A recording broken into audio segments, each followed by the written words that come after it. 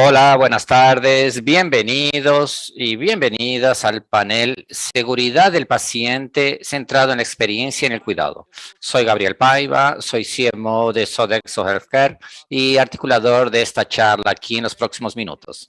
Me gustaría agradecer primero la iniciativa FIS por la oportunidad de hablar sobre este tema que forma parte de la esencia de Sodexo. Sodexo es una de las principales aliadas de los hospitales, cuidados con pacientes y profesionales de asistencia y salud. Y para que la experiencia del paciente sea positiva también. Nada mejor traer este tema, intercambiar ideas y contar con la experiencia de los que trabajan y estudian ese tema en el día a día. Por eso tengo el honor de presentarles estos panelistas, doctora Diana Lima, de la calidad asistencial de la red del Hospital San Luis, y Daniela Bahía, directora médica del grupo Fleury. Explicar un poco cómo va a ser esta dinámica. Nuestro panel tiene 40 minutos de duración. Voy a hacer una pregunta a la doctora Elidea, pero luego voy a dejar los comentarios de la doctora Daniela y a seguir voy a intercalar esas opiniones. Y los invito a todos los que están viéndonos a que direccionen sus preguntas, sus comentarios, o sea, que participes con nosotros para que podamos construir cada vez más ese conocimiento sobre seguridad, cuidado y experiencia del paciente. Doctora Elidea, el término experiencia del paciente se ha utilizado para involucrar a todos los factores y cómo los pacientes perciben ese cuidado a lo largo de su jornada al lado de los profesionales y locales de salud. ¿Cuáles son los pilares de esa experiencia del paciente? Buenas tardes, Gabriel, Daniela, buenas tardes a los presentes. Gracias por la invitación, los felicito por la importancia del tema. Como ya dijiste, trabajar la experiencia dentro de la seguridad es muy interesante, pues la experiencia se tornó una moda, no estamos hablando apenas del paciente, pero todos los servicios que buscas, las personas quieren ofrecer una mejor experiencia, pero dentro de la salud debemos dejar claro que hay 4 pilares importantes para trabajar esa experiencia. El primero es la satisfacción del paciente, pero también del colaborador. Si el colaborador no está comprometido con su trabajo, muchas veces no va a conseguir transmitirle al paciente una gran experiencia. El segundo pilar es la calidad asistencial, la seguridad que le ofrecemos con ese cuidado. Por eso es importante monitorear los indicadores, entender si nosotros estamos haciendo realmente una asistencia segura. El tercer pilar, yo diría que son cuidados centrados en el paciente. Y cuando hablamos de experiencia, hablamos de ese pilar porque el cuidado centrado en el paciente es lo que nos permite escuchar al paciente y ahí tenemos la oportunidad de hacer esos intercambios. Y por último, pero no menos importante, el cierre que le ofrecemos a ese paciente. ¿Cómo termina? Entender si nosotros le estamos entregando resultados que realmente esperaba. De nada vale construir un lugar lindo, muy cómodo, un modelo de estructura física si el paciente tiene algún daño, si sale con un final desfavorable. Por eso trabajamos esos 4 pilares y por eso me gustó mucho cuando propusieron este tema, comentar la importancia de la seguridad dentro de la experiencia del paciente. Vamos a tener una gran oportunidad aquí de intercambiar ideas, no apenas con Daniela, pero también con nuestros participantes que nos están viendo hoy. Muy bien, muchas gracias, doctora Elidea. Y comentó sobre oír. Y eso tiene que ver más con comunicarse sobre todo, ¿no? ¿Cómo en esta etapa de la comunicación va a influenciar la seguridad y la satisfacción, no apenas del paciente, de su familia o colaboradores, pero cómo esa comunicación va a ampliarse para que podamos entregar seguridad y satisfacción para todos esos públicos? Como la doctora Elidea dijo, no basta que el paciente, bueno, él es una consecuencia de un grupo de factores y entre ellos los colaboradores deben considerarse. ¿Cómo es la comunicación, la calidad de la comunicación y cómo va a influenciar esa satisfacción? Bueno, Antes de todo, quiero agradecerles la oportunidad de estar aquí con ustedes, agradecer a la organización del evento por la oportunidad de compartir con Gabriel y el IDEA. Una oportunidad ya tuvimos de intercambiar ideas y tuvimos alineaciones muy interesantes en relación a cuidados que entregamos o que queremos entregar dentro de la salud. Hablando un poco sobre la comunicación y ya conectando esto con lo que IDEA nos dijo sobre la importancia de todos con ese centro en el paciente, la comunicación, sea verbal o no verbal, es la primera cosa que mantiene el contacto entre paciente, cuidador o cuidadores, claro, o el momento que estableces la conexión y que tienes la oportunidad de actuar de forma empática. Observar la comunicación y trabajar con comunicación es algo importante dentro de las organizaciones en su totalidad, no solamente en salud, pero estamos hablando de salud. Y en la salud hay elementos básicos que debes trabajar y hay varios modelos que buscamos en instituciones internacionales y nosotros vamos customizándola, vamos adecuándola, no la tropicalizamos, ¿no? Para que exista una comunicación eficiente. Dentro del grupo Fleury tuvimos la oportunidad de hacer ese trabajo junto con la Interclinic.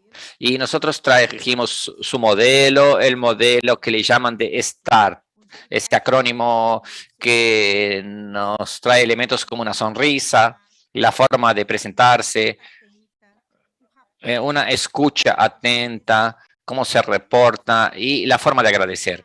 Y hay cómo trabajar, hay tips que trabajamos en esa capacitación que hacen que de hecho promociones una interacción más empática y que promueva el bienestar para todos.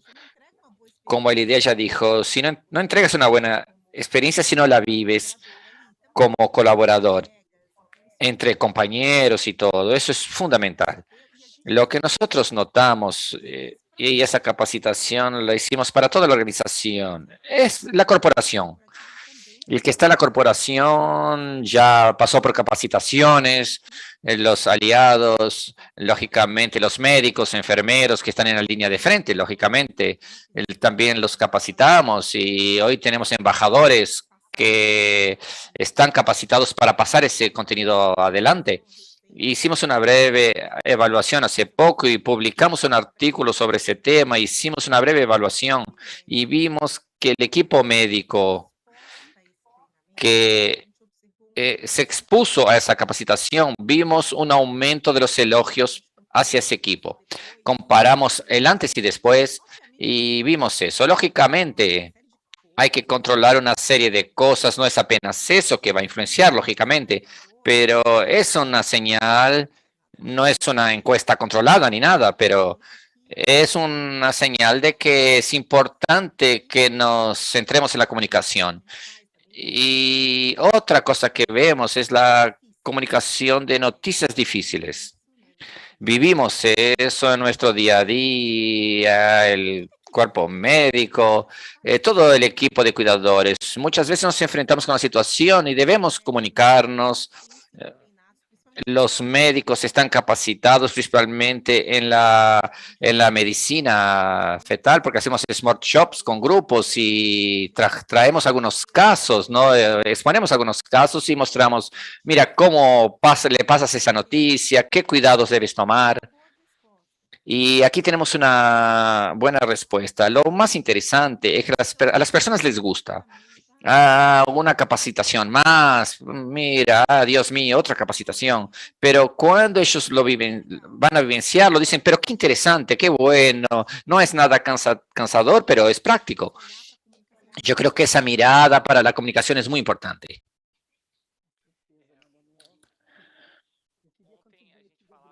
Yo quería contribuir aquí. Sí, sí, por favor, doctora, por favor. Apenas destacar lo que Daniela comentaba, porque siempre se habla sobre los elogios, esas encuestas que ellos hacen. Y cuando yo observo del otro lado los eventos adversos, análisis, son errores de comunicación Por eso, ¿cómo es importante capacitar a las personas, reforzar eso, la importancia de las transiciones? Y ella lo dijo muy bien, no apenas verbal. Muchas veces hablamos con el paciente con una mirada. Por eso me encantó esa experiencia y es un gran ejemplo para evaluar realmente cómo interfieren esas capacitaciones con el equipo en el resultado final. Gracias, doctora, por su comentario. Sí, nosotros no nos podemos olvidar que la salud de todos es, es un negocio de gente, de personas. Y nosotros invertimos en tecnología, en equipos, en metodología, estudiamos años y años, pero allá en la punta, en el final, vemos la relación entre personas. La relación del paciente que recibe al médico, que a veces que él tiene que pasarle una noticia difícil a la familia, los cuidados del equipo de enfermería. Yo creo que con la doctora el idea, ya lo comenté, de nada vale hacer todo un trabajo en el ambiente y todo muy cómodo, pero el paciente recibe una presión desnecesaria en el brazo. Toda esa experiencia va bajo tierra. O sea, hablamos de nuestro equipo. En algunos casos, la persona que entrega el café o entrega las comidas es la que más el paciente ve todos los días. O sea, cómo es importante comunicarse, hablar con esas personas, saber preguntar, tanto en la comunicación verbal como no verbal. De hecho, la comunicación está en la parte de arriba, en la cumbre realmente de los desafíos que tenemos. Y comentando sobre personas, hablando del paciente, el centro de esos cuidados, todos nosotros trabajamos en empresas y las empresas tienen una presión bastante grande para metas financieras y de seguridad. ¿Qué podemos colocar como justificación, doctora Elidea, que muestre que ese cuidado que está centrado en el paciente es una estrategia que va a beneficiar no apenas a la empresa, pero todo el sistema de salud? Bueno, el cuidado centrado en el paciente es uno de los pilares de la calidad de hace muchos años. Cuando hablamos de calidad, hablamos de seguridad, hablamos de eficiencia, de acceso. Nosotros hablamos de cuidados centrados en la persona. Es una cultura realmente que cada vez más debemos recordarles a las personas. Ya lo dijiste claramente al principio, trabajamos con personas. No me importa si estoy hablando de un médico, o la persona que entrega la comida, o un equipo múltiple disciplinario que entrega todos esos procesos de apoyo, pero que al término es el que se ve que el que está en el centro del cuidado. Nosotros trabajamos eso muy claramente. El modelo de atención son 3 puntos donde la calidad se percibe y la calidad técnica principalmente, lo que le entrega al cliente y cómo lo percibe. Eso debe generar un resultado financiero. Pero alrededor de ese modelo tenemos a los colaboradores y dentro de ese modelo tenemos a los pacientes. Y cuando yo digo pacientes y acompañantes. Por eso debemos ejercer esos cuidados centrados en las personas, ser multidisciplinario en relación a la familia, con un cuadro de cuidados, con ese afecto, porque a veces un perro que se quedó en casa y a la persona le gustaría verlo, cosas simples realmente, que a veces ese ambiente está lindo, maravilloso y lo que él quiere es que en ese momento le hagas un poco de cariño y menos presión en el brazo. El encuentro con los familiares, siempre hablamos con ellos.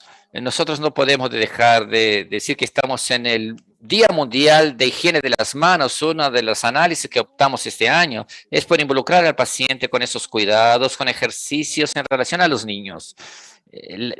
Los niños que están internados, le preguntamos a los profesionales si están lavando las manos correctamente y todo, porque le transferimos al paciente ese conocimiento con su cuidado. El cuidado centrado en la persona es un pilar básico de la calidad.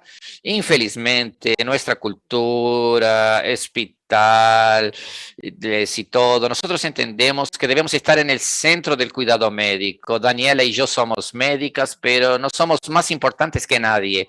Nosotros apenas tomamos algunas decisiones, pero si no hay unas personas que nos apoyan, ingeniería clínica, la persona que contrató, la enfermera, un técnico, yo no voy a conseguir atenderlo adecuadamente. Y gran parte de las veces, como dices, esas demandas del paciente las escuchan esos profesionales del área de apoyo. ¿Y por qué no involucrar a esos profesionales en una visita más ampliada, una visita múltiple? El paciente nos enseña muchas cosas. Voy a comentar otra cosa. El día 6 de junio se conmemora el Día Mundial de lo que te importa a ti, un movimiento que empezó en Estados Unidos y en Escocia exactamente para preguntarle al paciente qué es importante para ti en ese momento. Y ese ejemplo muchas veces es importante para él disminuir un poco la presión que le ejercen en el brazo para ver su presión. Por eso vamos a parar un poco, vamos a entender, todos nosotros trabajamos con un único propósito, cuidar del paciente. Y con eso, Gabriel, yo ya me interné algunas veces, ya estuve en CTI, ya hice, yo ya tendría que pasar una semana en la CTI, y bueno, y las cosas más importantes de nuestro día a día durante una internación son muy simples, no es una medicina. Como dices, tecnología, medicaciones, eso lo dominamos, todos dominan eso.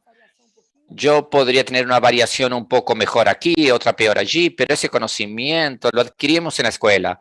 Pero ese conocimiento de tratar a las personas de forma diferente, acogiéndolas en ese momento de estrés que vive allí, muchas veces aprendemos eso en casa, es respetar al otro, valorar al otro. Por eso el cuidado centrado en la persona es justamente eso. Imagínate si eres ese paciente que está acostado allí y te gustaría que hicieran contigo. Siempre digo eso, yo estoy tratando a esa persona como me gustaría que me trataran en esa condición.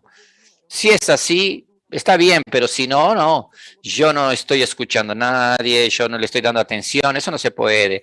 Ya me desmayé de un día que estaba de guardia, pero cuando me colocaron en un cuarto era el momento de descansar un poco, esperé a mi marido, la única persona que fue allí y me habló conmigo fue la que sirve las comidas, o sea, la atendiente de la de los cuartos, o sea, ella me vino y me atendió y ahí se quedó hablando conmigo. Eso fue lo más importante en ese momento de mi internación, ese cariño. Entonces el cuidado centrado es una obligación que tenemos.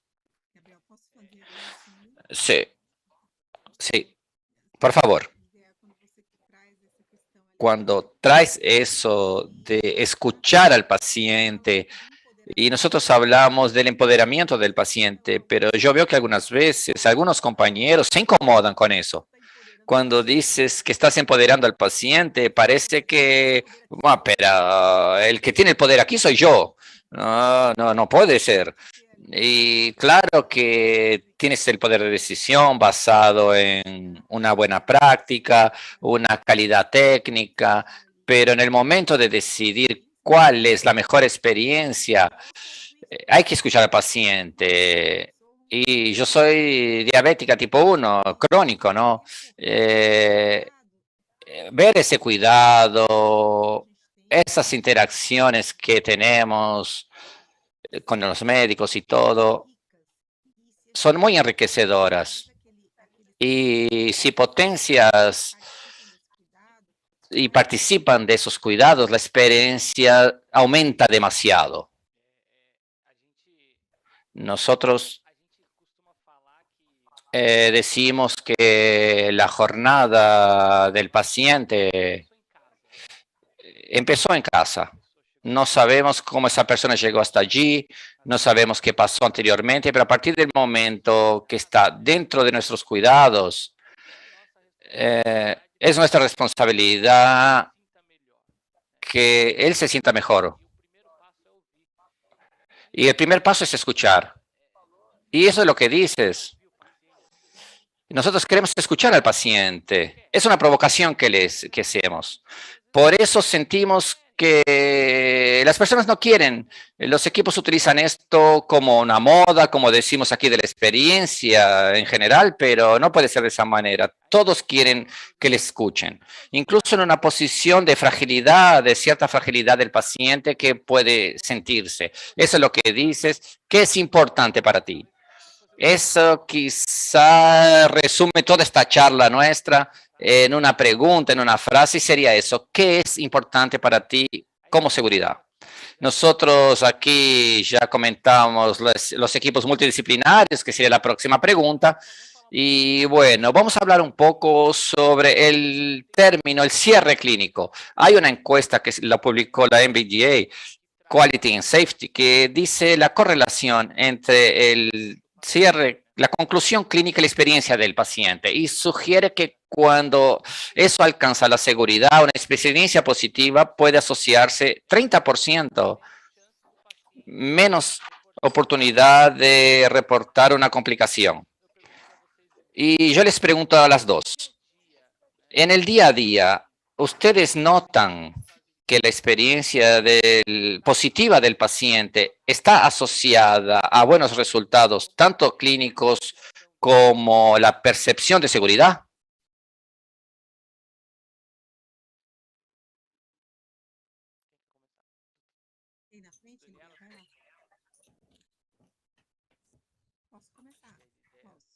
Voy a empezar.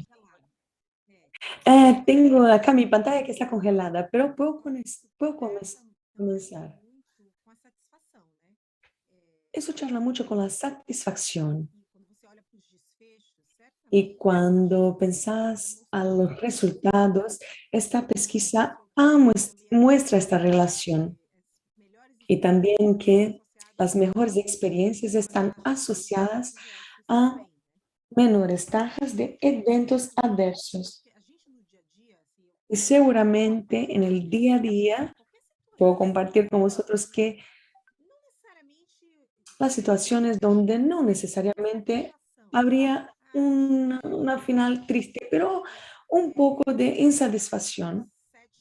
Por ejemplo, mi examen era para las 7 y yo he tenido que esperar una hora y quería, tenía que usar el baño y he tenido que esperar y notamos eso en el día a día. Y cuando tú dices claramente lo que está pasando, tengo una paciente acá, necesita cuidado, pídote disculpas por lo que está pasando, pero vamos a dar toda atención y cuidado para ti, para que tengas el mejor cuidado posible. Entonces, cuando te pones vulnerable y haces esta conexión con la persona, los niveles de resultado, puede ser cierre clínico, buena experiencia, pasan en una manera mejor. Entonces, del punto de vista de, hay otro procedimiento que adoptamos, que es, hacemos una checklist antes de entrar en el aparejo de resonancia magnética. Y hemos traído este checklist del centro quirúrgico y hemos traído para la puerta del campo magnético donde hay la resonancia. Y tenemos que involucrar al paciente. Involucras el paciente, la persona que está participando y también traemos este nivel de conciencia para que sepa que este procedimiento que está pasando es para garantizar su seguridad, para que tengamos un resultado mejor. Entonces, si tenemos este movimiento multidisciplinario, esta comunicación, tendremos de seguro resultados mejores. A ver qué cree mi colega. Estoy de acuerdo. Esto es muy interesante. Daniel ha traído otro ejemplo de una evaluación que ha hecho. Cuando el paciente entiende de su cuidado, va a participar de situaciones del cuidado. Muchas de sus quejas es porque no sabían. Un ejemplo clásico es porque si quiero hacer una resonancia en emergencia y me dicen que llevo mucho tiempo, pregunto ¿cuánto tiempo? Si me contestan 1 hora y media, digo, bueno, eso fue rápido, porque no lleva menos que eso. Entonces, cuando das información al paciente, te devuelven te devuelven un resultado muchísimo mejor. Entonces, hay que evaluar los cierres clínicos y es importante escuchar a este paciente y de sus preguntas traer oportunidad de mejorar los procesos. En la red DOR usamos INPS, REDCAPS y una de las quejas del paciente es el ruido y aprendemos a trabajar con ruido en el ambiente hospitalar. Y para el paciente es un momento que quiere descansar, quiere relajarse. Quizás en su casa dormía después del almuerzo y mientras está en el hospital escucha ruido. Entonces hay que escuchar lo que quieren que mejoremos nosotros en el proceso. Entonces es muy importante ese punto con la comunicación del paciente. Tenemos que buscar cuáles son las quejas, no solo las cosas que está satisfecho. Por ejemplo, si su comida llega fría o si ha tenido dolor fuerte y quizás el protocolo del hospital le da fármacos que no van a ayudar con este dolor. Entonces tenemos que escuchar a las quejas también para poder mejorar la experiencia del paciente. Interesante. Hemos hablado de un ambiente confortable, empatía, intercambio de información y son elementos que propician una experiencia positiva. Pido a la doctora Daniela que empiece hablando sobre la diferencia entre experiencia y satisfacción del paciente. ¿Hay diferencia? ¿Y cuáles son?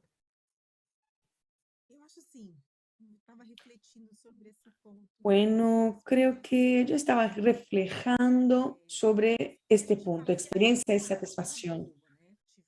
Bueno, cuando se habla de satisfacción, pensamos que es una experiencia buena y muchas veces no ha sido perfecta la experiencia, pero como la conducimos, podemos hacer que sea, que haya satisfacción. Entonces, hay una dicotomía, porque si pensamos en una buena experiencia, hay satisfacción.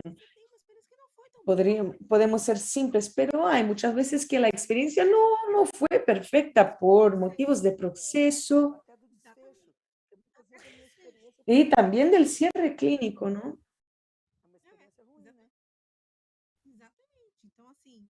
Sí, ¿verdad? Entonces,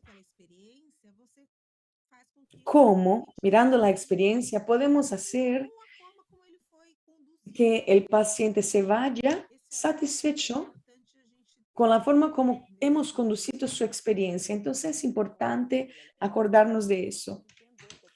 Estoy de acuerdo, las personas tienen que comprender que es diferente. Este ejemplo es verdadero. Si tengo un padre que pierde su hijo en el hospital, que se muere el hijo, es una experiencia mala, pero puede quedar satisfecho con la experiencia que ha tenido dentro del hospital. Doy un ejemplo. Algunos padres han parte de la pesquisa de calidad de la red en el año pasado. Han dicho que durante el cuidado en UTI fue todo muy bien, pero durante el momento de pérdida de su luto, de su duelo, las personas no han podido darles apoyo.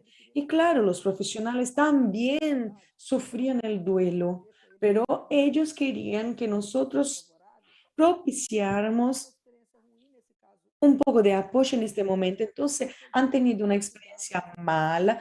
Puede ser que estaban satisfechos con el cuidado, pero querían decir que querían que los profesionales sintieran el duelo junto con ellos. Entonces, mi experiencia, satisfacción y experiencia son cosas distintas en el servicio. Y hoy miramos muchísimo la satisfacción, pero nos olvidamos de la experiencia. Creo que es muy importante también, y todavía no hemos hablado. Hablamos de seguridad en el punto de vista técnico y garantizas, pero hay una seguridad que es psicológica. Para que eso pase de manera fluida, seguridad psicológica del equipo para que no queden demasiado mal por sus errores y que puedan tratar y arreglar sus errores y también acoger a las personas. Y tenemos que enseñar que hay caminos para que se desarrollen y no más pasen estos errores. Entonces, hay necesidad de propiciar seguridad psicológica, trabajar transparencia, verdad, respeto, para que la seguridad, la satisfacción ocurra.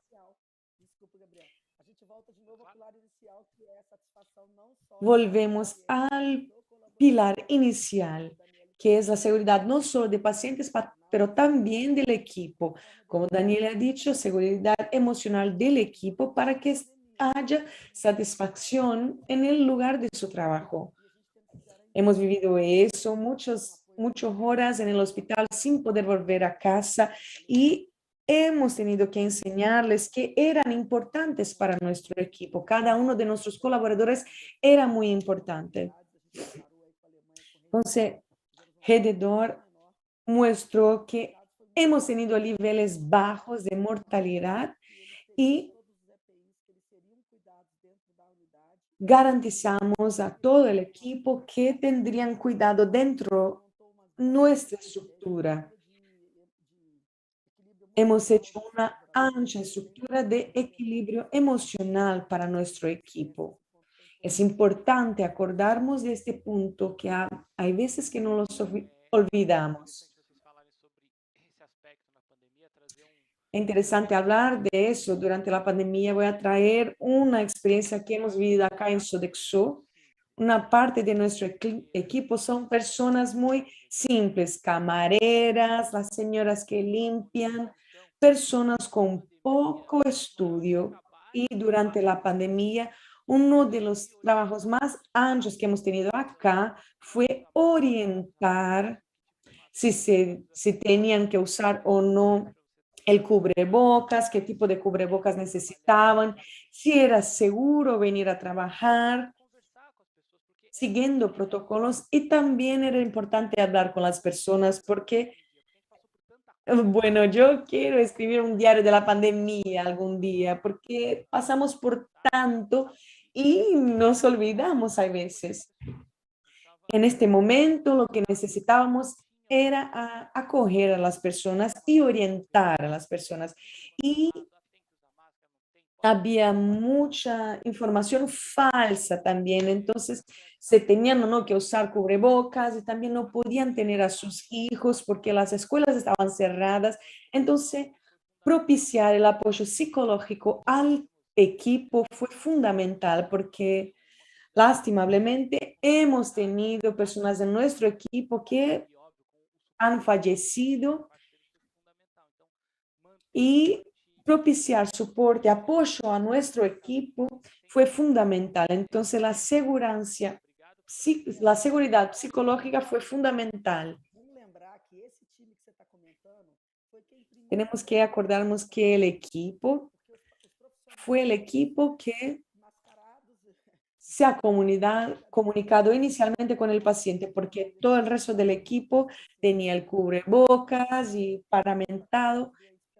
Muchas veces no tenían tiempo para cuidar de los pacientes. Entonces las camareras traían la comida con un billete que decía, Dios está contigo, te vas a recuperar. Y fue una iniciativa que venía muchas veces de las personas que ni se acercaban de los pacientes, pero traían solo la comida y querían comunicar que todo iba a quedar bien. Entonces, pensando en la comunicación, no hay cómo olvidar de eso, de este ejemplo. Hay una pregunta de Natalia Santos, que acá nos ve, gracias Natalia, que habla de asistencia psicológica. ¿Qué piensan ustedes de la asistencia psicológica para la familia del paciente? Podemos poner eso en el mismo paquete, enfocando en la experiencia y cuidado del paciente. Por como lo veo yo, sí se puede. Tenemos una buena práctica. Cuando hablamos en niños es más común. Tenemos el equipo de psicólogos que apoyan a la familia y también al paciente niño. Cuando hablamos de pacientes adultos con oncología, cuidado en fin de vida y otras enfermedades, tenemos que usar este profesional también, porque cuando el paciente queda dolente, su familia también tiene el mismo problema. Creo que es un tema muy importante pensar que necesitamos apoyar psicológicamente a la familia. ¿Estás de acuerdo, Daniela? Sí, de acuerdísimo. No tenemos otras preguntas. Estamos llegando al final de nuestra charla. Quería acordar los temas principales que hemos charlado. Entonces, cuidado cuando hablamos de experiencia, porque no es solo una moda, es algo más serio cuando hablamos en temática de salud.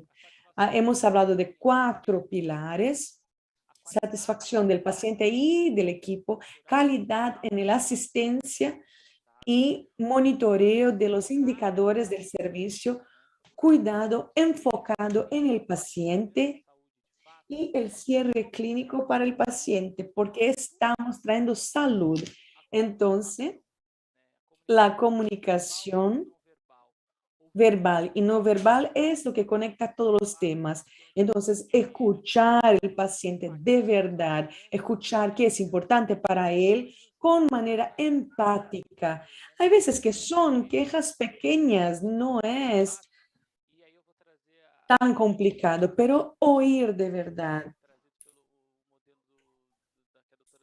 Y voy a hablar del modelo que doctora Daniela ha traído, que es la sonrisa, cómo hablar y escuchar con atención, reporte y cómo agradecer. Y la pregunta que os dejo acá a nosotros y a todos que acá nos están acompañando y que cuidan de pacientes es, ¿qué es importante para ti?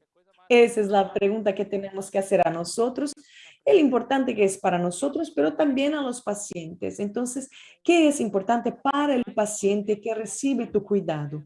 Otra vez quería agradecer a las doctoras, Daniela, doctora Eridea. Fue un desarrollo de nuestra charla que hemos tenido en las últimas semanas. Estoy feliz de tenerlas aquí conmigo y agradecer